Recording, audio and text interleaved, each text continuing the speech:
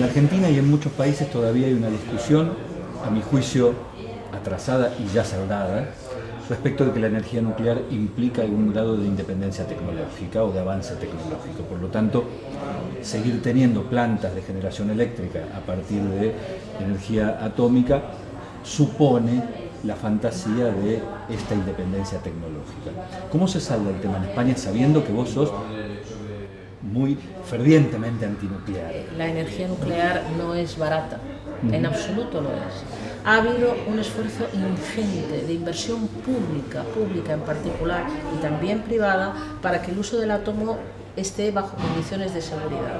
Pero si toda esa inmensa inversión se hubiera aplicado los últimos 50 años a la energía solar, hoy día la energía solar sería accesible en todo el mundo sin ningún problema de seguridad. Y en cambio, en materia de energía nuclear, la gran sorpresa ha sido Fukushima. Chernóbil podía atribuirse a un fallo debido del viejo a un socialismo, país, digamos, donde no había suficiente capacidad tecnológica.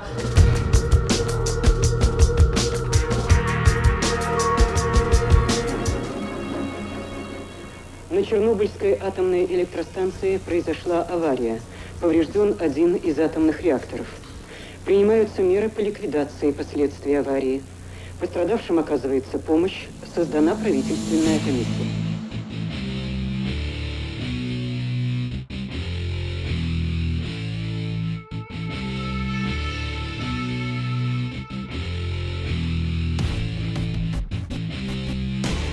Estamos en la central nuclear de Chernobyl, donde en abril de 1986 el estallido de un reactor provocó un antes y un después en la energía nuclear. 7 millones de personas fueron de alguna manera víctimas de este accidente. 350.000 personas debieron dejar definitivamente sus casas y, según el gobierno ucraniano, no menos de 15.000 murieron. Ese es el sarcófago debajo del cual está el reactor número 4. Estamos en el lugar de mayor radiación, probablemente por la cercanía con la central atómica.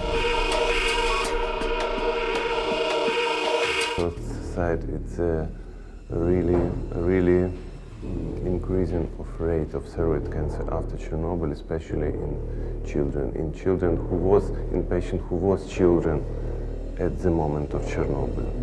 The second group is workers of cleanup operation. Liquidators. So-called liquidators. Sevenfold increase in chromosome damage in children born to the liquidators. There were over 500,000 liquidators that responded to that disaster, and many of their children are now at risk because they have 7 times more chromosome damage than their brothers and sisters born prior to the disaster.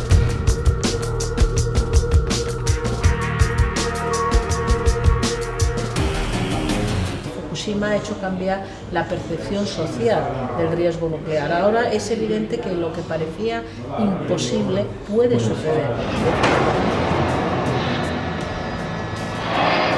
Japón en emergencia nuclear, un día después del terremoto y tsunami que afectó a gran parte del país. Este sábado se produjo una explosión en la planta de energía atómica de Fukushima. Las autoridades aseguraron que el hecho no se produjo en el reactor ni causó fuga del material radioactivo. Los reportes de la televisión japonesa informan que el suceso registró 4 heridos por la explosión ocurrida a las 4 de la tarde, hora local.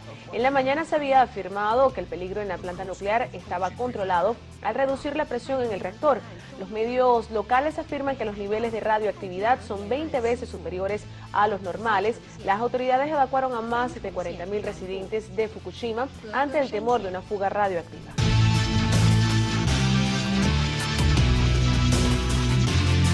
¿Por qué se sigue manteniendo el mito de que las energías renovables, básicamente la solar y la eólica, son caras?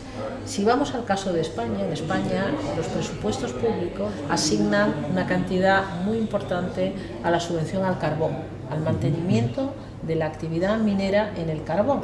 Nuestras minas son muy pobres desde el punto de vista de su rendimiento, no pueden competir con el carbón que importamos y hay todavía un número determinado de trabajadores, muy inferior, por cierto, al número de trabajadores que hay en el sector de las energías renovables. Pero en todo caso, para proteger esa producción, el Estado español gasta muchísimo más que lo que gasta en apoyar el sector de las energías renovables. Y a escala mundial la relación es de 500.000 millones de dólares en subvenciones a los combustibles fósiles frente a 60.000 millones de dólares en subvenciones a las renovables. ¿Qué es lo que es caro? Cuando además, por ejemplo, en materia de energía nuclear, ¿cuál es el coste real del kilovatio? Es totalmente imposible de saber. Si hay un accidente, ya no digamos, ¿no? ¿Cuánto le va a costar a Japón recuperarse del daño que ha producido la catástrofe de Fukushima? Y no digamos todo lo que es conservar en condiciones de seguridad durante miles de años los residuos de alta radioactividad. La izquierda más progresista y democrática, al menos en los países del tercer mundo, pero también sé que en Europa es así, le ha costado llegar a la conclusión de que la energía nuclear es algo que mejor rechazarlo. Es más, siempre quedó eso en manos de los ecologistas exclusivamente. Bueno, en el caso de España quizás la discusión ha sido menos difícil que en otros países europeos. Por ejemplo, nuestra vecina Francia, que es un país que obtiene el 80% de su electricidad de la energía nuclear, los socialistas franceses han sido pronucleares siempre. Por primera vez ahora, François Hollande ha planteado un horizonte de medio plazo de reducción del porcentaje de energía obtenida desde la energía nuclear. Pero es la primera vez y sucede después de Fukushima, no es casual.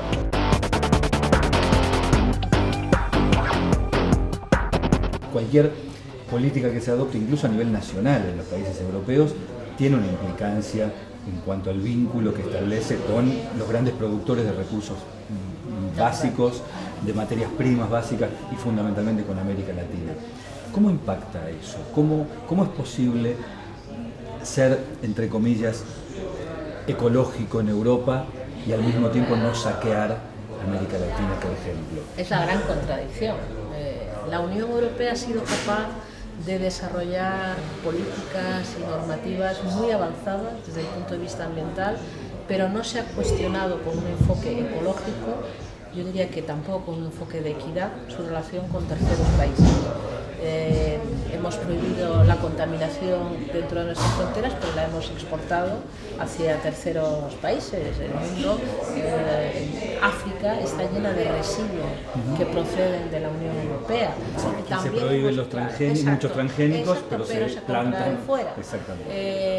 Hemos expoliado los bosques de otros territorios y hemos defendido los nuestros, luego de un enfoque de equidad global, donde Europa reconozca que tiene que cambiar su modo de vida, que tiene que reducir la intensidad en el consumo de recursos, que buena parte de ellos proceden de terceros países, y que por lo tanto no se trata solo de desarrollar tecnologías más limpias, sino también de cambiar hábitos hacia un uso más responsable y más equitativo desde un enfoque global de la defensa del derecho de todos los ciudadanos al uso de los recursos naturales.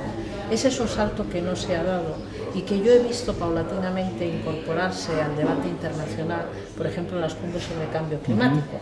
Cuando los chinos te dicen, oiga, yo emito mucho CO2, pero es que el 25% de mis emisiones las causan ustedes, europeos, comprando mis productos. Hasta hace pocos años yo diría que este era un tema casi tabú.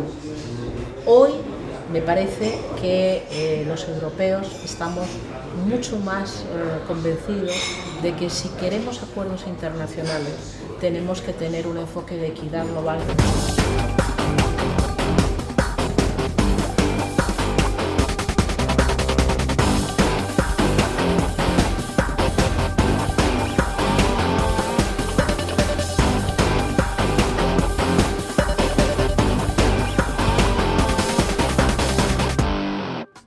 Un pequeño lujo que nos dimos, una entrevista con Cristina Narbona, una persona que piensa.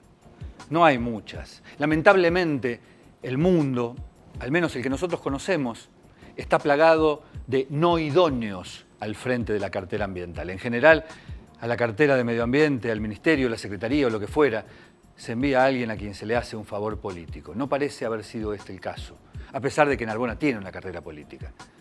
Parece haber sido este el caso excepcional de alguien que sabe de medio ambiente y sabe de lo que habla. Este programa se llama Contaminación Cero. Muchísimas gracias de haber estado ahí.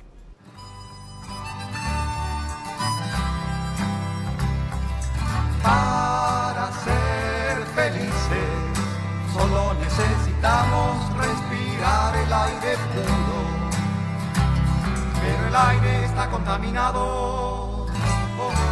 Para ser felices solo necesitamos alimentarnos con comida natural, pero nos dan alimentos sintéticos. Para